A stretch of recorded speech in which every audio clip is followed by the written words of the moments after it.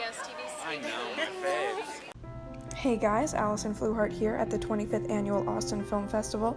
I'm here on the red carpet of Ben is Back to talk to writer-director Peter Hedges. Starring Julia Roberts and Lucas Hedges, Ben is Back is a drama about a family reeling from the effects of opioid addiction.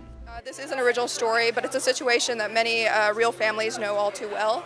So what kind of research did you do in order to make the Burns family story so authentic and real? That's a great question. First of all, I come from a family that has been riddled and decimated by addiction. So I had that kind of unfortunate education just bestowed on me from a young age. That said, that we deal with the heroin opioid epidemic in a very, I think, timely way. So I did a ton of research. I met with people in recovery, family members of people in recovery. I worked with experts. I read books, saw every interview, talked to numerous people, had people on the set who could really tell me, are we getting it right? I mean, is it truthful? Does it feel real? And will people who've been through it recognize that it's true? And will people who haven't been through it, who will experience it, can they be confident that they're getting a sense of what this feels like? And so I had a lot of help, but that's the only way you can make something like this work. And how do you find and focus in on that emotional element of a story that is so far-reaching and like political and social relevance?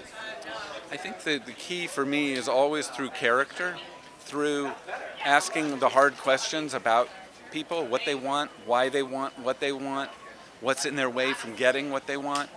And so I just tried to treat those people, those characters, fictional characters, the way I treat my very best friends, where I listen to them, I try to understand them, I accept that I don't fully ever know another human being, but my job as a writer is to try to advocate for them and understand them. And as a director, how do you kind of build the environment on set to establish those family relationships between the performers? It's a great question.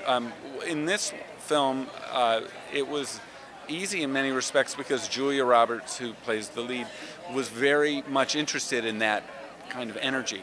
So she invited Lucas and Catherine, who plays the daughter, and me to her home in Malibu, where we hung out for several days and rehearsed and cooked and really spent a lot of time together. What I try to do on the set is create an environment that's very safe, that people know that they don't have to be perfect every take. There's no perfect, but that what I really want is them to feel very alive and playful with each other.